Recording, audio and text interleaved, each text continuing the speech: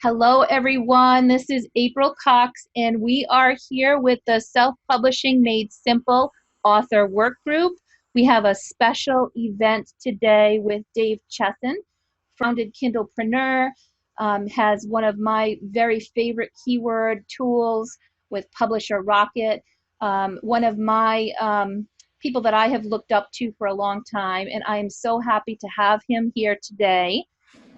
I'm going to just tell you guys a little bit of a story about how I found Dave Chesson and why he is somebody that I look up to so much. And you have to bear with me, Dave. So about a year and a half ago, I was inspired to write a children's book for my grandkids, and many of you have heard this story. There was not a lot of information out there, or there was just information overload. There was, conflicting information. And I somehow stumbled across Dave Chesson's site, kindlepreneur.com, and I found it was like the sky opened up and it shone down, and it was like, oh, I have something that I can finally learn what I'm doing. And it was so well organized. At the time, I was trying to understand AMS ads, so Amazon marketing, and marketing my book was I am not a marketing guru. I'm a propeller head geek. I tend to be somebody who's, the silly Nana, not the marketing expert. Give me a project plan or an IT project to manage and I'm fine. Ask me to market it or sell it. I didn't know where to begin. So Dave's site was such a wealth of information. And then I went on and I found that he was doing he had a free AMS class. And I thought, okay, so he'll be just like everybody else. I'll get like a 20-minute webinar, and then he'll try to sell me thousands of dollars worth of products. I was blown away. I went through this class, and it was one lesson after another. And the more it went on, the more valuable it got. And I just kept waiting for the pitch to try to sell me something, and it never came. And I remember emailing Dave and saying, I am so grateful for this course and for all these free tools that he had on his site. And people have asked me the same thing. April, why are you doing this class? Why are you doing all this for free? Why don't you charge anything? And I think we're about 80 people we've put through within the last two groups. And it's because of this man who inspired me and gave me that feeling that I had going onto his site is what I wanted to feel, and that sense of community is what I have been trying to build for you guys. So I know I've been going on way too long, so I just want to thank Dave and kind of give him an opportunity to introduce himself a little bit. And I threw like the many faces of Dave and what Dave's doing on this slide here. But Dave, go ahead and just give us kind of an overview of your story and how you came about from military to running your own business and doing all of this great stuff with marketing. Well, sounds good, and thank you. I'm really honored by that statement. It really fits with what my goals were, so I'm really happy that you found that. For you guys don't know, I'm Dave Chesson. I used to be in the U.S. military. I was in the Navy, and there came a time where I decided I was going to sit down and finally write a book that I'd had in my heart. And I had spent, just a lot of time just really working on this story, this book. And when I looked at the competitors and the other books that are out there, I knew that what I was doing was much better writing. However, though, I saw that they were selling better. They had better Amazon bestseller ranks. They were ranking better in categories. And I just sat there and I was just like, why? Why is it that Amazon continues to sell their book when my book is better? So at that point, I kind of used my analytical brain and I started to say, I want to figure out what makes Amazon tick. What makes them choose to show one book over another? Why is it that this one's more successful than this one? And when I got down into it, I started to realize there were really key important things that affected a book's discoverability, that affected a book's chances of being shown, and ultimately a book's chances of success. And when I started to implement those things, my book started taking off. I started really enjoying, seeing people reading it, getting the reviews and everything. And what it ultimately allowed me to do was finally stop working for the U.S. military and be home full time with my family, which was incredible for me because the past 3 out of 4 years of my military career, I was deployed without my children. And so my major motivating factor for figuring this out, not just writing a book and then seeing failure and then quitting, but to figure it out, was that I wanted to be home with my kids. And if I didn't figure this out, I would be letting them down. So from that point on, when I found that aspect, I created kindlepreneur.com because I didn't think anybody was covering this information. Nobody was breaking down what happens. And I've got a very systematic approach to things. I really want that every Kindlepreneur article to be something where if you read it, you now have everything you need to turn around and execute and see results. And the funny thing, you brought up the Amazon course. What was crazy about this was I was trying to write an article on Kindlepreneur that would give you every step to do Amazon ads. Mm-hmm. And I think I hit the 14,000 word mark on that article. And I was like, no, this is not nobody's going to sit down and read a 14,000 word article. And I realized the best way that you can do this is to actually show people. So that's when I decided to just turn the article that I was creating into a full free course. Lisa, by the way, I love the fact that I just saw your daughter run by. Our office is our home as writers, and that is just epic. So, yeah. But I mean, that's really, hey, how's it going? Oh my goodness. You have no idea. I'm so blessed that my little rugrats are not running through as we speak, but believe me, they'd be exactly. Sorry. Anyways, but I mean, that was a really key for me. What's really cool is some of the things that have happened since. Even Amazon KDP has actually sponsored my content. And in one case, when talking about how to optimize your book for sales, they even quoted some of my articles and have actually referred their people to my articles. So that was really awesome.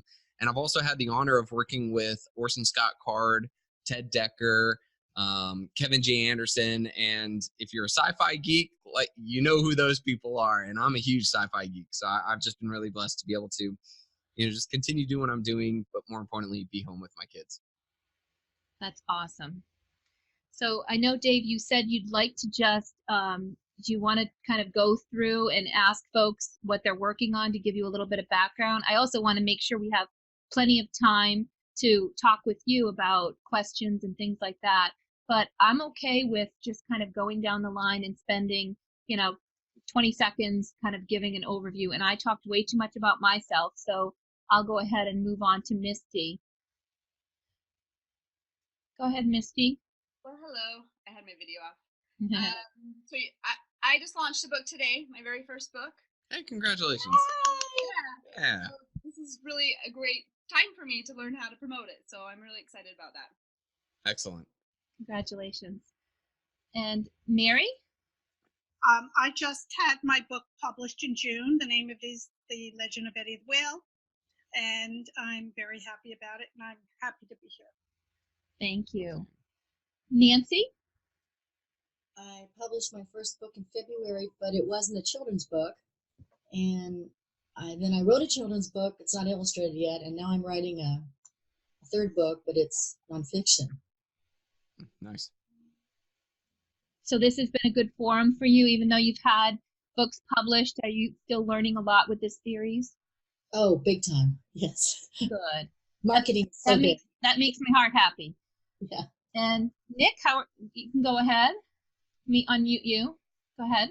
Thank you. Hi, Dave. Thanks for coming. I have 4 books currently on Amazon, which started as apps, actually, mobile apps, and I just thought, well, I'll just move them over to books. So, but they're all in the millions in rank, and they're really doing lousy, and I haven't done really that much advertising, except one was able to get into Costco. I was able to get into 8 Costco book signings, which was great, which I negotiated. So, and then there's one that I'm currently working on right now that I'm illustrating, and I illustrate all of my books, and then I author as well. Thank you for feeling free to be able to share all of our wins and our successes and struggles. So I appreciate that, Nick. Pat Wallace. Hey. Hi, Pat. Hi. I have some nonfiction published and participated in 2 anthologies that are bestsellers. And I've wanted to really focus on my children's books and finish them.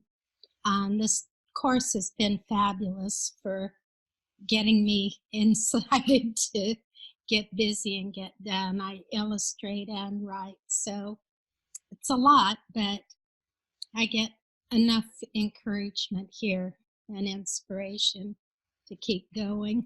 And you're a ghostwriter as well. Yes. So pretty incredible juggling act you've got going on there. Kelly, go ahead.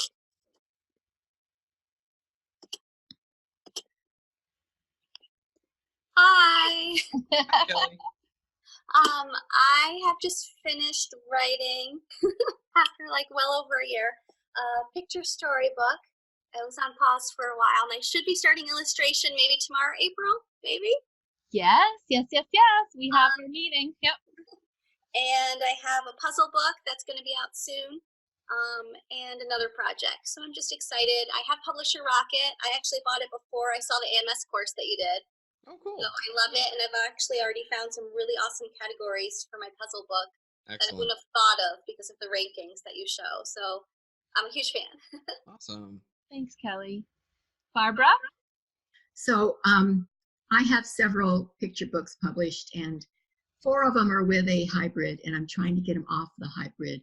And so that's question I'm going to meet with April tomorrow night, see how I can do that. Cancel my contract and put them all either on, I guess, KDP would be the best thing, don't you think? I guess. Yeah, I think it's safe to say yes. All right, so that's my challenge right now. Yeah. Thanks, Barbara. Uh-huh. And Lisa? Hi, Lisa. So I'm a hot mess, and I have not even started writing my book yet, but I have a gazillion ideas and a notebook full of ideas and a Pinterest page full of ideas, and yeah, I just have to get my ideas happening. Perfect. And April, if we can have just 5 minutes at some point in this discussion, I have something that's good for you, Lisa. Awesome. Good. Yeah, you can go ahead. I think I've introduced. Is there anybody that did not have a chance to introduce themselves? This is Avanti Centre. Can you hear me? Hi. Fair Hi. book lady.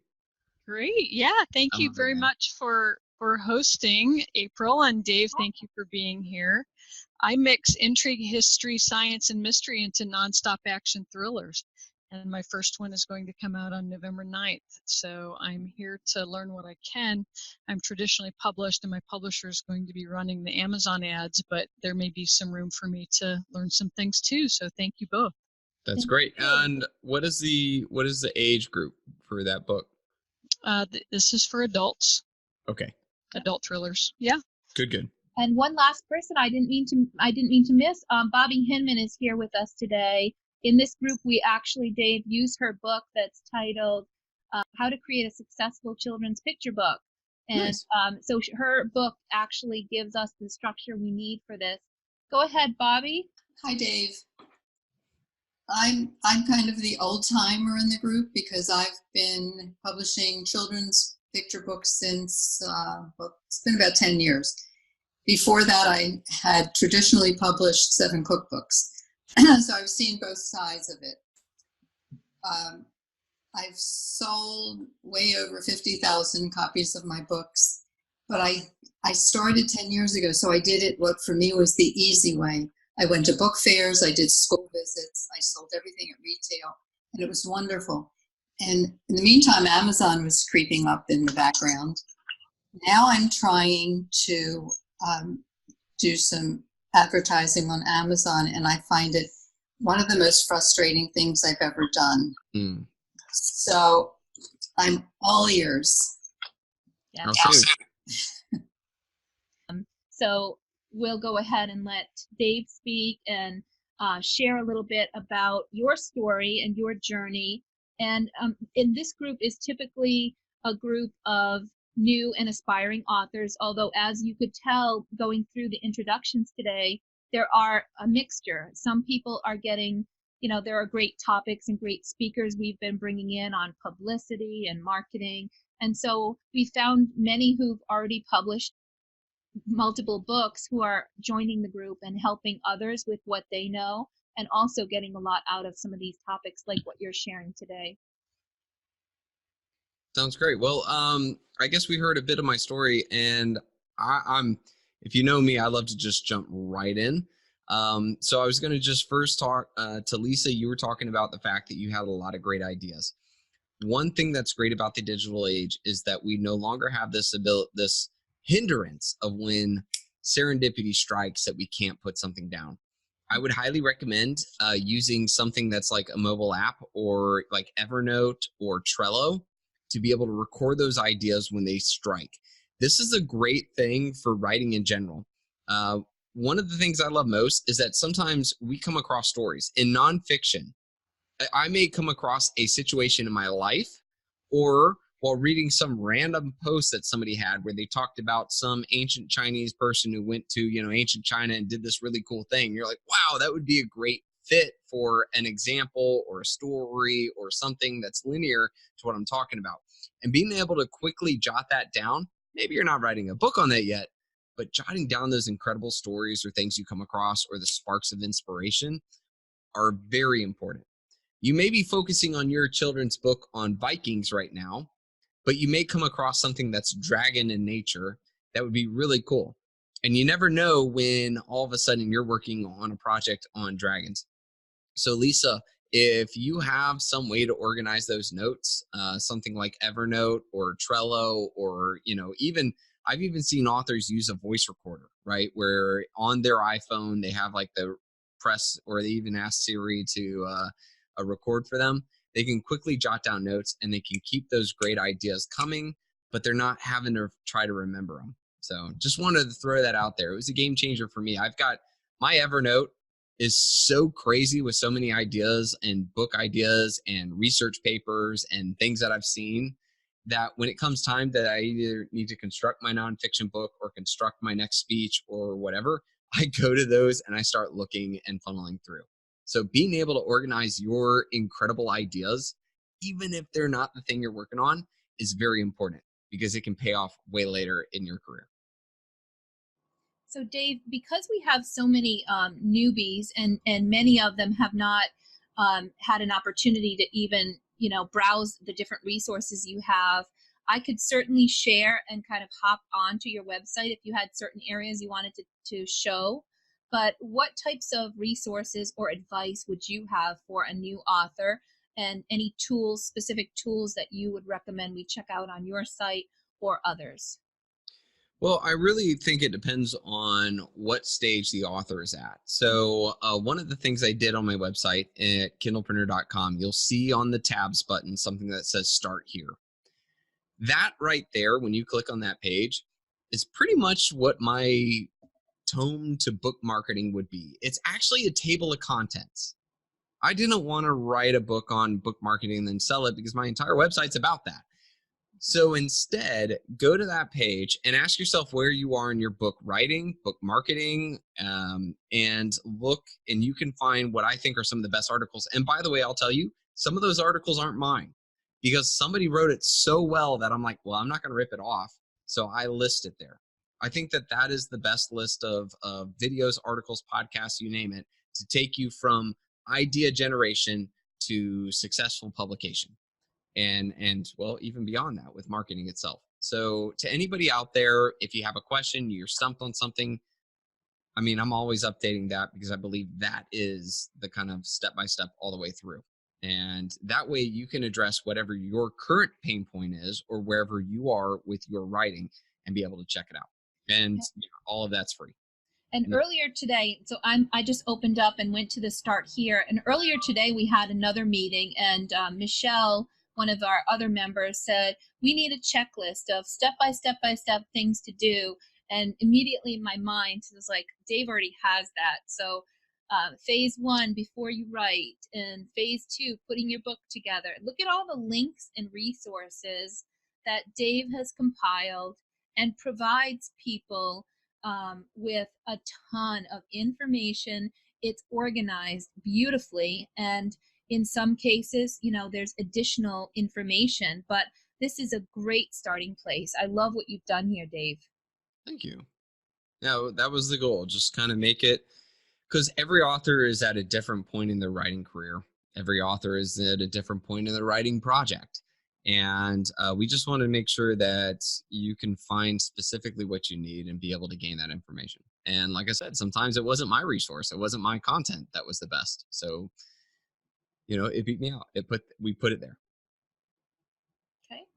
And you're also doing podcasts, and well, I did a podcast, and I've actually put it on a break for a bit because one of the things with that podcast was I wanted to make sure that it wasn't a interview like, hey, let's talk about all the stuff, but I wanted each podcast episode to be a lesson. In this podcast, you will learn this.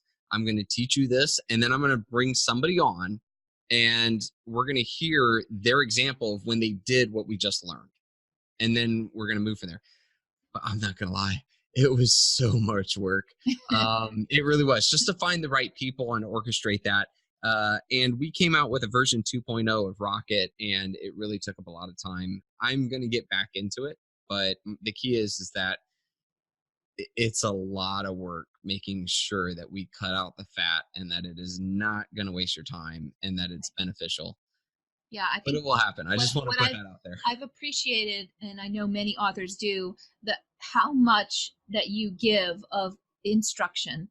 It's like I mentioned before, it's not a sales, you know, hey, let me walk you through 20 minutes and then try to sell you something worth thousands of dollars and try to get you in. So it's all there, similar to like the things that we're putting together with our recordings. Dave has done a ton of recordings of specific topics. He's had great speakers in, so it's definitely a good place. If you're driving, working out, whatever, and you just want something to listen to, it's a great place to just plug in and learn. Yeah, just think of them as audio lessons. Each one is a lesson. Each one will, and I do a recap at the end too. So that way, you know, if you're driving and you don't have the ability to write, just get to that last half or the last 1/3, excuse me, and I'll give you a recap of all the lessons we learned. So can you tell us a little bit about KDP Rocket? I have done some recordings and done some walkthroughs for our authors and recorded them. And that tool is something that I'm always using for the categories and the keywords. Is there anything that you want to review or talk about with regard to Kindle, the Publisher Rocket, and some of the new enhancements that you've rolled out? Sure. Well, I'll be quick about that because I really want to get into the questions part. I would really love to hit some of the things you guys are thinking of or kind of stuck on. But ultimately, just to be really quick, when I started writing books, the biggest thing was trying to figure out why Amazon chose one book over another. And I used to have these very complex Excel sheets. I used to have these things that I would go to, track numbers, record numbers, you know, see trends and everything. And one day I met a really cool group of programmers, and they basically turned my Excel sheet and all of my training and studies into something that did it automatically. So our biggest thing is helping authors to get discovered. So that's by choosing the right keywords and getting your book seen by more shoppers. It's about seeing what 16,000 categories Amazon has out there, and to be able to really know what's the best category for your book, as well as what gives you the best chance of being a bestseller, and helping to make your Amazon ads creation more effective and efficient. Like, all of these things are here for discoverability and to save authors time. And it's, like I said, it was really cool to work with these programmers to make it, you know, very intuitive. So I love the fact that it's also a one-time fee, and I keep getting, every time I log in, it seems like there's more improvements, and it goes out and gets me this new and improved version, and I'm not having to pay more money every time. Well, I'm an author, and it's cool having these programmers. So every time Amazon makes a change, I'm like, wouldn't it be great if? And I'm like, hey, programmers, let's add this. So like right now, we're building a system inside our categories where we're actually going to start recording all the data. So pretty soon, all the Rocket users will be able to see trends in categories. They'll be able to look and immediately know what categories are actually popular. Which ones do people go and purchase books? What's the average amount of money that books are making in that category? And that should be out hopefully in a month now. But as a writer myself, I'm just constantly asking like, what information would help me, and then I get my programming team to add it. And I don't know, it's maybe poor business practice, but I personally hate subscriptions. I always have. And I hate the fact that people keep charging me or something. And more importantly, I also hate when a program gets better and then they make me pay for that. So my policy as a software owner is that you get it for life. You get every update, you get every improvement, you get every feature, and we'll never charge you again. So Yeah. I enjoy working on it. Well, kudos for that, and we appreciate it. So we're going to take time now for anybody who has a question for Dave. This isn't Ask Me Anything, so you can feel free to unmute yourself, ask your question, and then we can spend as long as Dave will stay with us. Dave, I got a quick question. Yes. When I first started talking to April, she introduced me to some tools and called like Helium 10, and I can't remember the other one is April. But how do you compare to those types of programs, or is it like it's not like us versus them type of thing, but how do you compare to those types of tools? Yeah, they are stellar. Helium 10 is a stellar tool. I mean, straight up, I'm going to put that right out there. They're a bit expensive, and they're subscription based, but I think they earn their pay. That's for sure. Interesting enough, the company itself was developed mainly for the promotion of physical products, and they have a much bigger clientele, but they do some incredible work. And so if you get to a point where you've proven that your ads are working and you want to scale up, that is definitely a good service to look into. But I would not start with them, because what you're going to learn with ads is that the ads are great opportunities to 100% know that you're getting your book in front of Amazon shoppers. For the first time, you actually get to see the number of how many people saw your book cover, and out of that percentage of people, how many people clicked on your book, and then out of that number of people, how many bought your book. And if you don't have a great book, a bad cover, or you have a poorly written description, all of your efforts to get those Amazon shoppers to see it will be for naught. Okay. So one thing that I think is important for authors is that they start by really, learning from April, learning from this group, making sure that you've created a good cover that grabs attention, have a book description that truly entices and lets the shopper understand what they're looking at. And then once you've proven that sequence, that landing page, that all of that is working, something like Helium 10 gets you to that next level. But by that point, you're already making enough sales to be able to support the subscription fee. Yeah, I like the fact too that Dave, that you mentioned that, you need to have that good, the solid book. I actually was coaching an author today, and we went through and took a look at her book, and she said, I don't know why, but it's not selling. And I said, can I be honest with you? And she said, please, because everybody's telling me the book is great. And I said, the illustrations are just really not good, and neither is the cover. And I've read your story, and your story deserves better than that. And that's why nobody's clicking on this. It just doesn't look professional. And I said, I'm hoping I'm saying this in a way that's kind, but and she said, I wish somebody would have told me that. I've been, spending all this money on ads, and everybody in her family and friends are just telling her everything looks great.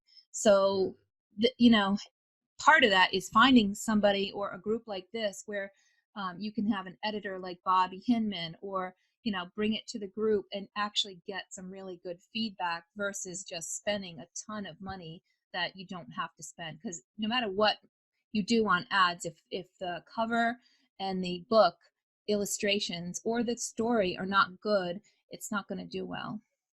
Yeah, if I can jump on that, there's a couple of things that I think are very important tactics for authors. Number one is that definitely never ask your family or friends to tell you about your book. They want to stay your family. They want to stay your friends. Okay. They're going to tell you. And the other thing too, is that family and friends don't understand where you're trying to go with this as a professional. I had a friend who once created a song, and the song, I mean, like, he wrote the song, he produced it, everything. If he was doing this as a hobby, the song was great. Good job. But he was expecting this to be a money-making song. And as a friend, I couldn't tell him this is terrible and you're not going to make any money with that, right? Same thing goes with our books too, is that when you produce a book, if you have really poor, illustrations, if there's some kind of issue there, your friends and family will not tell you that, okay? Another thing too is that while author groups are great, do understand that you're not asking your target market. You're asking a bunch of authors, what's going on with my book? That's going to be different.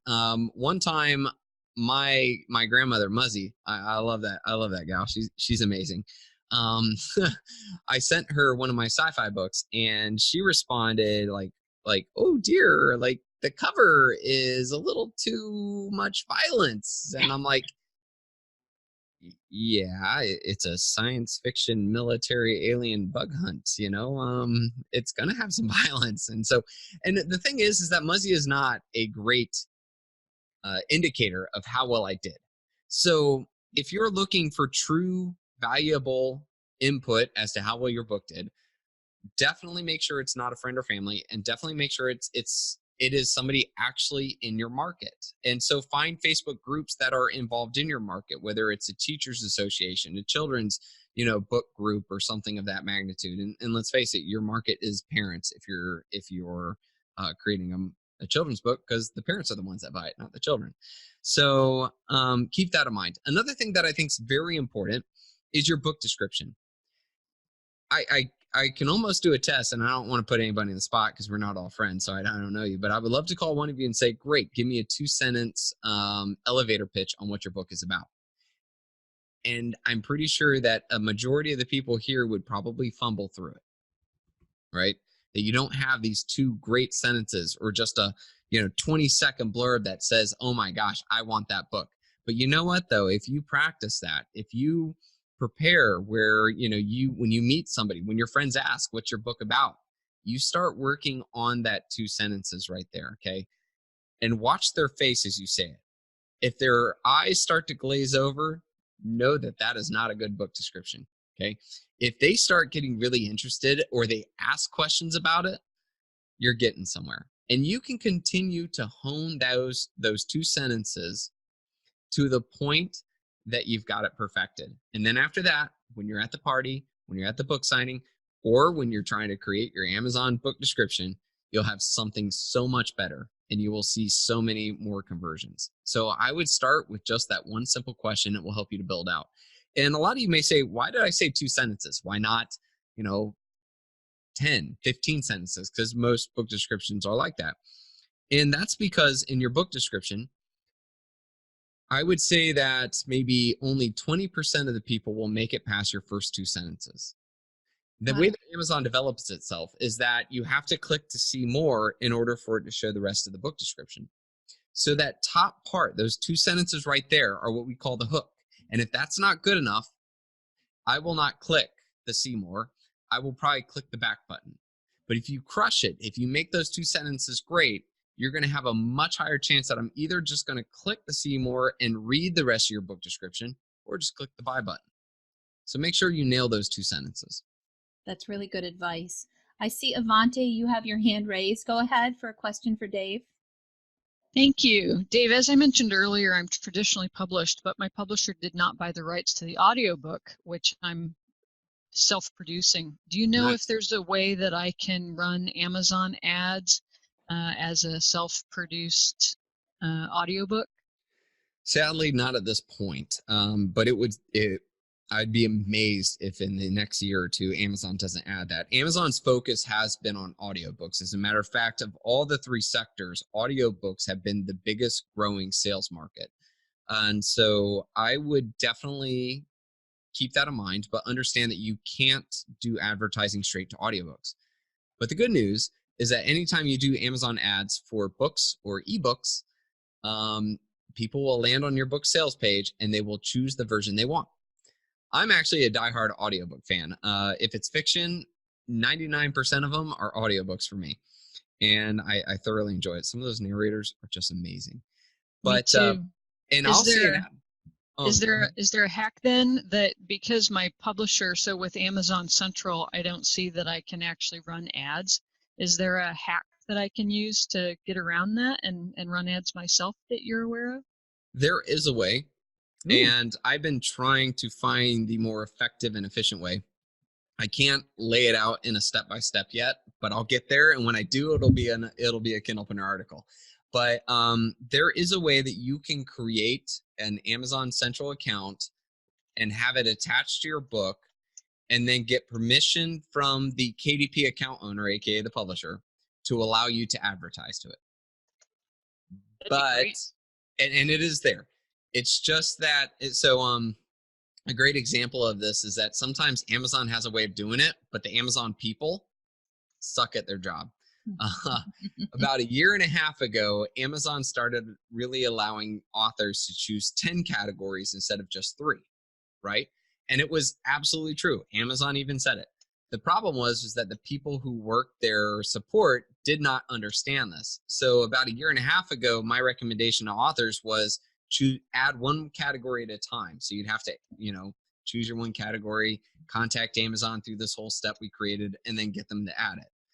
Luckily, their support system has finally figured it out, and they are all on top of it. So I had to change my content to make sure it says, no, just ask for all 10 of them right in one shot. You'll be good to go. Mm-hmm. So I think that's kind of the same way right now with Amazon ads, is that the process to allow you to advertise your book, even though it's under the account of a publisher, is a little bit convoluted, but it does exist. Yeah, and I have done that. I've experimented with that, and I'll probably do a recording, a kind of a step-by-step, and do some experimenting with 1 or 2 of you. I think, Bobby, remember when I requested it when we first started working together, and then we decided instead of doing it that way, I would just go into your account. So it's there. I know the process, but what I'm hoping to go further into is not just advertising for someone else, but also being able to add the A+ content too for them. I'm hoping that will work so that I can help others that, now there's no Advantage account, right?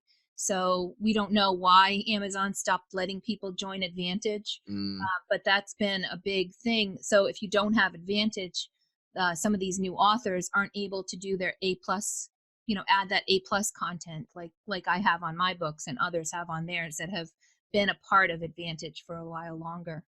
Yeah. Well, thank you both. That's great. I really appreciate it. Okay. And if I want to jump in on a bit though, and just add some, shall I say, sobering news on that. One of the issues about doing Amazon ads for a book of yours that is owned by a publisher is that you have a much smaller ROI on your efforts. Okay. So if you're advertising your book, which is held under a publisher's account, right, or a publisher's, shall we say, contract, you need a much better ACOS, than a normal self-publisher. Because, and by the way, the ACOS, which is, oh good Lord, it's been a while since I broke down that abbreviation. It's ultimately your way of telling how profitable your ads are. But what it is that the target ACOS is 70% if your book is $2.99 to $9.99. If you can have an ACOS of 70% or less, it means you're making more money than you're spending. And that's because you have to remember that Amazon takes 30% if you're priced within that. So 100% minus 30% means 70. Okay. If you're priced outside of that, Amazon takes 70%, which means your ACOS has to be 30% in order for you to make your Amazon ads profitable. But if you have a publisher, you got to add that one in there too, because remember, every book you sell, that publisher is taking a percentage as well. So keep that in mind, because you may be doing some amazing book ads. However, though, with the publisher getting their cut, you may be actually losing more money than you're actually making money, even though your ads rock. So just a bit of warning on that one, that you have to account for that in order to figure out your positive ROI in your Amazon ads. Thanks, Dave. Sorry if that was way too advanced or so. No, understood. Thank you. We have people in all different levels, but one question I had, Dave, is have you heard anything about why they've shut down Advantage or what's coming from Amazon as to replace or put it back to allow other people to join? So I have some people in Amazon that I have to keep off the record because they kind of help me a bit with some things. And my understanding was that the Amazon Advantage thing became a train wreck. That there were too many people or too many things happening in the Amazon Advantage, and the ROI for Amazon wasn't good.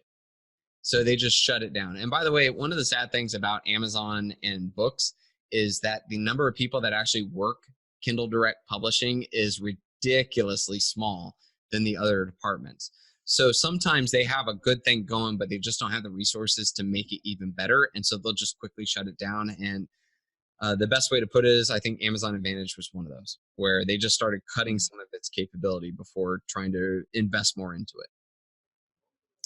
Okay. Now, I have a feeling that at some point they're going to figure it out, because they're, when it comes to Amazon ads, even Jeff Bezos talked about it. And it's funny is Jeff Bezos, one of the richest men in America, running one of the biggest companies in America, he has his letter to the investors, and this letter is 1 page long. And in the last letter to the investors, he actually spent a long time talking about the importance of Amazon ads to the future of Amazon. A fun fact about Amazon is that Amazon.com is not the #1 revenue stream for Amazon. Mm-hmm. The #1 revenue for Amazon is their servers. A majority of the world's internet is actually run on Amazon's AWS system. So I bring that up because if the CEO of a company whose minority amount of revenue is centered on the website is talking about the importance of ads, believe me, it's big to them. They're going to figure these things out. And I think in the next 2-3 years, we're going to see a lot of good changes to Amazon ads that are going to make it even better because it's such a huge stream for them. Great. Thank you for that insight. Do you have another question for Dave?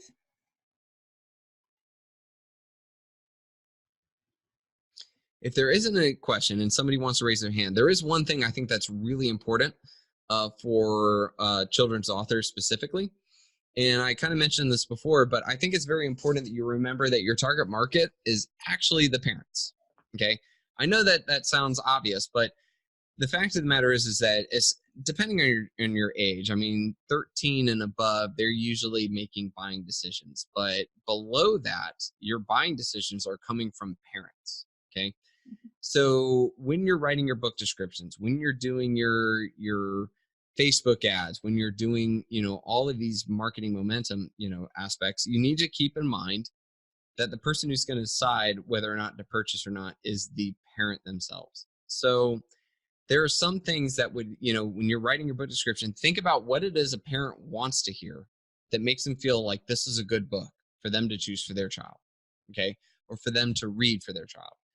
So I just want to bring that up because there are ways, and again, it's like when I go to sit down and write a book description, I actually will write this little blurb and I have multiple screens because I'm that kind of person, but I'll put a blurb on my left screen here, and that blurb will be my description of who's going to read my book description. Okay. It's my target market. So in this case, it's a mother of 3 that, and depending on the demographic that I'm trying to write for, what age group or so, I'll try to imagine why did she come to Amazon to purchase. And by the way, I'm sorry, I'm not being sexist, but demographically speaking, it's usually the mom who's buying the book. So I use the word she in this case. And I will, why did she come here? Why is she looking for a book right now? What is it that she wants to accomplish? Why not just go to the library? And believe me, there's enough market sales to believe that parents aren't going to the library. They want something. So I really sit back and I try to imagine that person. And then I like to tackle my book description to be able to truly speak in their terms and, convince them that, yes, my 4 to 7 year old would love this book, that this is a great learning experience, that this will provide this, this, and this. Sometimes too, like I've seen authors, especially in the children's book area, talk about why they wrote this book. And when you connect in a personal level, you have a much higher chance that that shopper is going to turn into a buyer. Mm-hmm. Thanks, Dave. Mm-hmm. I see a note from Kelly saying the hard part of that is that the children's book market in the U.S. is largely hardcover. So Seller Central leaves a lot to be desired. And that's why when we lost Advantage, that it's certainly a big impact on the children's book. Yes. area. Yeah, hardcovers are a big thing. You're right. And I think, interesting enough, this is kind of a good topic is, do you go Amazon or do you go all markets? And I'm really seeing Apple make a lot of great strides in their market. They've got some things on the way to make interactive graphic books. And I say graphic because that works for comic books, children's books, textbooks. They're implementing new ways of trying to make it that you can click on things and things will happen. You're in an anatomy textbook and you can click and it'll create a bigger picture with animation. It's giving publishers the ability to do a lot more. They are investing a lot of money into it. Last I heard was $50 million being put into this project, and that was about 6 months ago. So one thing I would say to authors is just kind of keep that open mind. And yeah, it's funny coming from the Kindlepreneur that I'm saying, hey, don't forget about the other markets, but that can be a really good opportunity in the future. And I think Amazon will figure it out and do a lot better job with what they're doing. So in time, they'll figure out the Amazon Advantage and they'll fix that. Okay. Nick, I see your hand. Go ahead. You got to take yourself off mute, Nick. Let me unmute you. There you go. Go ahead. Kelly has a question. Oh. Can you ask her? Oh, Kelly. Sorry, I couldn't find the raise hand button, so I was texting Nick. Oh, that's okay. So my question is, I'm having a hard time choosing my title. Do you have any title advice? Yeah, I take it we're talking children's book, or yes. Can you give me a bit about your book? Can you give me that 2 sentences? Oh, okay, let me see. I was working on a blurb before. I should have this ready to go. I clearly don't. Okay, well, while you pull that up, here's some recommendations on that. If I can't tell what demographic or what genre or what this book is about by either looking at your cover and your title, then it's poorly crafted, okay? If I'm a shopper and I type something into Amazon search, I'm going to scroll through your covers. I need to know that that cover is what I'm looking for. It's about the right genre. It's about the right subject matter. It's for the right age level, okay? And that is where your title and your book cover really need to be in sync. If you confuse, you lose. And that is a huge thing in marketing, not just books, but any product you ever make. If you confuse the customer, they'll just click back or they'll click on some other product. So yes, it's great to be cutesy. I think it's very awesome to be creative. But if you're too creative and your cover isn't direct enough, then you may just make it where nobody knows what it is.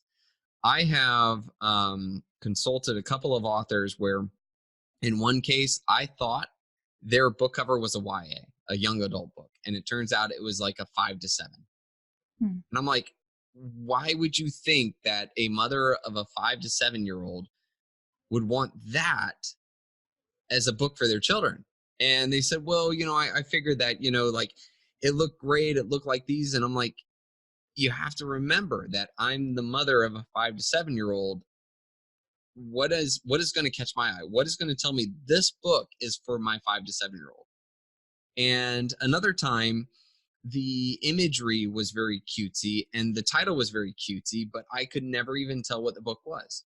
So if we were talking about having strangers, or, you know, having people that are not friends and family and not other authors, and just present the cover and the title and ask them, you know, hey, what do you think this book is about and who is it for? And if they can't answer those two questions with some type of, you know, of certainty, then you got to go back to the drawing board. Okay, so more specific. I had kid beta readers. Only if your cover isn't specific. You see what I'm saying? Yes. Don't make them both cutesy. Okay. One can be cutesy or creative or neat, but the cover's gotta nail it if the title is cutesy. You see what I'm saying? Yes. If your book is for 5 to 7-year-olds, it's got to be evident in either your title or your book cover. Okay. And same thing with what it's about and what I'm going to get out of it. Okay. Otherwise, I would say the only way that you can get away with both being cutesy and artsy and not direct about what it is if you're famous. That's like the trump card. You know, if you're a famous author, you've got a huge following or whatever, your people already know who your genre is. They already know who you write for. So you can just be as cutesy as you want. And I bring that up because a lot of times when marketing, people have this really vague cover and they'll have this really artistic, creative title. And I can't tell what it is, but they'll say, oh, well, so-and-so, Brad Thor did that. I'm like, yeah, but I know who Brad Thor is. And Brad Thor, you know, I can tell you exactly what he does, not by his cover or his title. I know what book that is already. So, you know, if you're not, you really have to make sure it's very evident. Same thing with nonfiction. It's huge. If I can't see the cover and see the title and not know what it is you're going to teach me, how I benefit from your book, and who this is for, then it will fail. No matter how great your ads are, how amazing your marketing tactic is, how great your writing is, it will fail. Okay, because I think I can write a pretty specific blurb, but the picture is probably vague, so that means I probably need a more specific title to make it for first glance. Yeah, and what it is. You know, like, it's funny is that we can look at titles and sometimes you can create a great kids title and let's face it, we don't need a cover to know exactly what that's about and still enjoy it. Like, you know, I'm just thinking of all these funny ones that pop in the head, like Why Mommy Drinks. Go the F to sleep. Boy, there have been some authors that have had some fun with that one. But I mean, like, you know, Dragons Love Tacos, right? That's a great one. Or what is it? Why Dragons Like Tacos? Either way, dragons and tacos. I see the picture of the dragon. They love tacos. My kids love that book. My wife hates that book, by the way. I don't know why. Oh, do you hate it too, Fairy Book Lady? No, but what do you think of the title of my 4th book? It's The Fart Fairy. I got what that's about. Let me tell you, I know that's not 1 to 3. You know, that's probably. Yeah, and by the way, how well the Fart Fairy book cover is designed will let me know the age. You know, you use like simple, you know, what is it? Peppa the Pig level drawings, and I'm gonna think, all right, this is 3-4 years old. You start using like a well-designed Fart Fairy or something like that, and the level of the illustrator and how they draw it can do the demographics. But I know exactly what that title is about. I know what that book's going to be, and I know it's going to be a very gaseous and funny. It's my bestseller. Yeah, not gonna lie. I think there's one of the longest best-selling in children's book, especially I think in the older age kids, was Ninja Farts, Silent but Deadly. What a great title and subtitle. Right. But we get it though, right? We chuckle. And you can see from the drawing of that cover that this is 7, 8, 9 years old.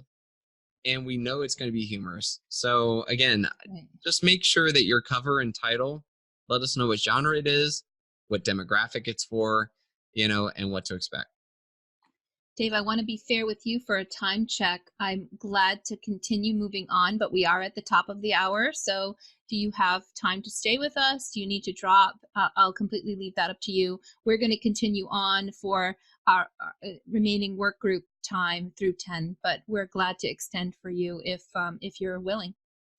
Yes, I actually have a meeting right now, but I don't see that person on yet. Let me just hold them off for a bit. And if does anybody have any questions? Because I really don't want to like drop without you guys. All right, Nick, jump right into it. Thank you so much, Dave. Kind of a segue from what Bobby said about the fart. For almost 10 years, I've had a book idea, but it was about poop. And whenever I bring it up to moms, they're like, "Oh, I would never buy that book." So I'm always struggling. It's an internal struggle with these are stories that I told my niece and nephew when they were 5 and 7. I mean, and the kids just love them, and and it's a constant struggle within myself whether I should pursue it or not. Yeah, that's an interesting aspect. I think one of the things is study the successful fart books. Let's face it, like don't recreate the wheel here. Like why is it that what is it, Ninja Farts is successful? Well, first off, it is in that range of kids that can make purchasing decisions. Right. The other thing too is that I think there's an element to that book that's about a brother and sister and dealing with being a kid entering into school, a new school. So there is some heartwarming tendencies. And no, actually, I haven't read it. I just kept coming across it in search results and and the guy has made so much money from it. It's like not even funny. So I study it, right? But ask yourself why. And another thing to keep in mind too is that we just heard from Fairy Book Lady. I'm sorry, I can't remember her name. I just see the Bobby. name. Yeah, Bobby. Bobby? Yes. You said it yourself. It was successful. So, now let's not go study Bobby's. Like Bobby's rocked on and we're not. See, I love it. I can exactly tell what age level that is. That's a good one. But look at why the other farts are working. I can't believe I just said that. Wow. Yeah, well, why are those fart books working? Can I quote you on that for my blog post? Yeah, sure. So there he was having bourbon when all of a sudden he said, "Why are the farts working?" Anyways, I'm sorry. My point though is that ask yourself why. Those are proof in the pudding. Honestly, and just because it's about farts does not mean that's going to be successful, but because it's positioned in a certain way, because the art shows a certain type. That's why the fart books are working. The kids love reading books about farts, let's face it. They love reading books about dinosaurs. They love reading about books about riding dinosaurs or being a ninja or what have you. They love that. Parents want their kids to want to read books. Parents are not going to choose to read a book on farts, but if their kid is reading books on farts, he's reading and they're happy. So I would almost say that farts almost exclude a certain age demographic and bring you into another one. And if you do enough research, you'll start to see that. And I have to say, at most of the events that I do, where I do in-person sales, book fairs and holiday markets, there's a very, very small percentage of adults who walk by and say, "That's disgusting. I would never buy that." But that's a very, very small percentage. Yeah. So right? What'd you say? I said they're there, but the numbers don't lie. That's right. It's not for everyone. Nothing's for everyone, but the majority of the people have a sense of humor. Well, and I think what I love most about that is that you probably enjoyed making that book. A lot of laughs. Yeah, exactly. And I'll bet it's even better when your children's children or little kids read your book and laugh. It's probably like the greatest feeling, right? It is. Especially when you give a whoopee cushion along with Yes, I give a whoopee cushion. Nice. And then to see it succeed, I mean, that's really what we do here. Yeah.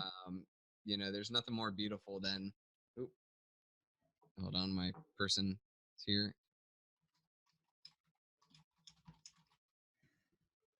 Sorry, I'm just going to ask for 5 more minutes. All right. So what I'll ask for the last 5 minutes, I know that many of us, and I've talked to many of the authors that are on here today, and I've faced a lot of frustration myself with just selling my first book, where you look at it and you go, okay, it's a great title, the book is great, it's a fantastic illustrations, and I've tried everything and it's just not selling.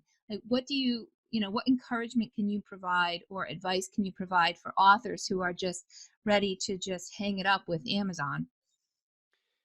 Well, I mean, you said it right. If you know that the cover, and I mean, we're not talking friends and family here, but you know that the cover's right, that it's a great story, that you've done a great job with it, and you have a book description that, I mean, really does sound interesting. I'm not kidding. Sounds interesting. Okay. Use that elevator pitch thing. If you see their eyes glaze over, you know it's not. And improve it as you go.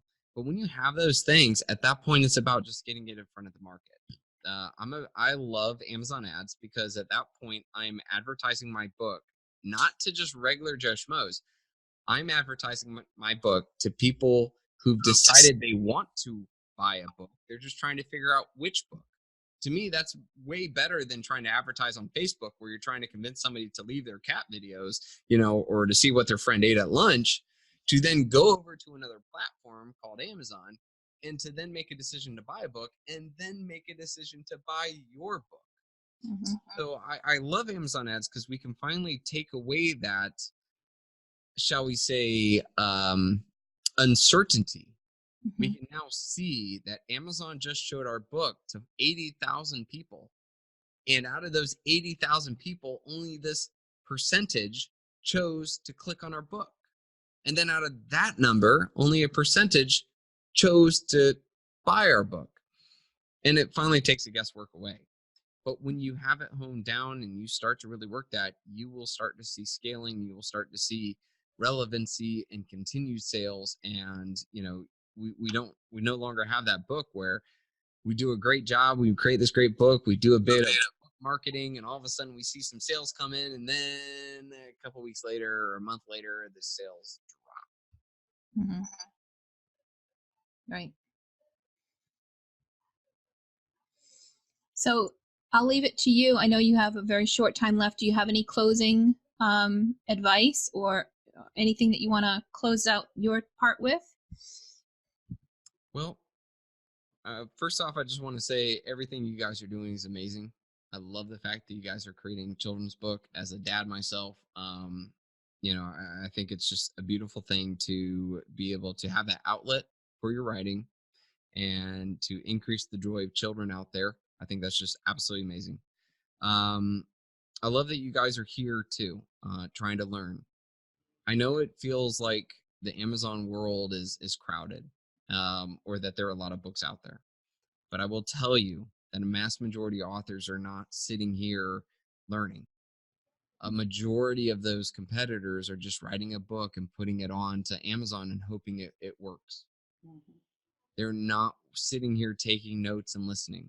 They're not reading. They're not studying.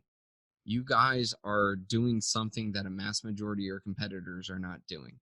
And taking it seriously and learning is very important. And I want to add one more thing to that too.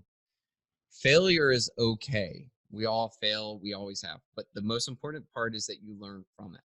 Okay? That you grow. The first book that I ever produced sucked. Didn't make any money. It didn't get read. It just happens.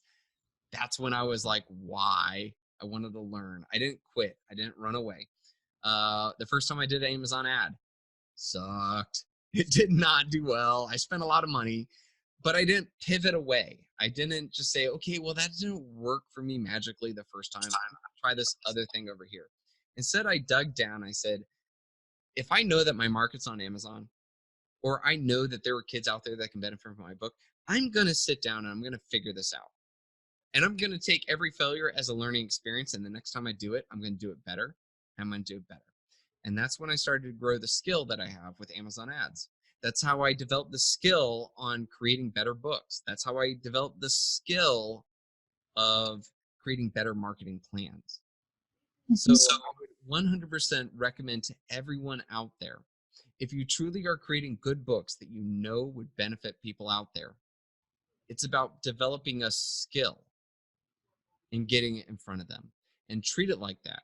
You can't just learn how to play a ukulele by picking it up and strumming a couple of chords and realizing that didn't sound awesome. You got to keep at it until you finally start sounding amazing. Personally, my next instrument's going to be bagpipes. I love bagpipes. But let's face it, my family's going to kill me the first couple of times I pick it up. But I'll keep at it. And one day, they'll think it's cool. Or at least I keep telling myself that, but whatever.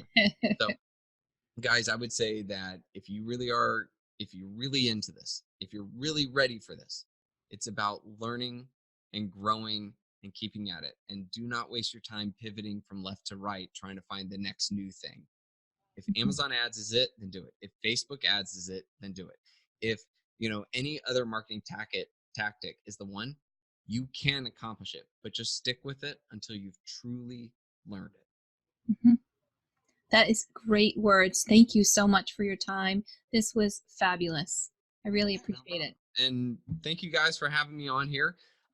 If anything I said drew a question, or you have a question later or so, you can always go to kindlepreneur.com, go to the contact me page, and go ahead and write up your question, and I will answer it within 24 hours. That's always my goal. I do inbox 0 in 24. So. Yep.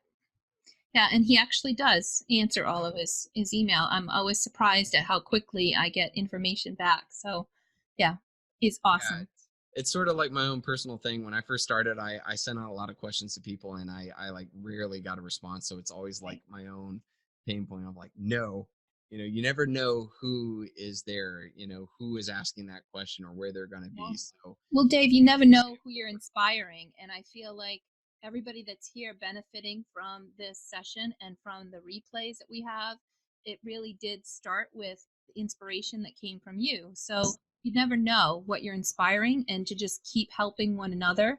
And that's what this group is all about. So thank you for that. Well, thank you. That really means a lot, guys. And thank you guys so much. And you guys have a wonderful rest of your night. Thank you, Dave. Too. Thanks, Dave. Bye, guys. Bye.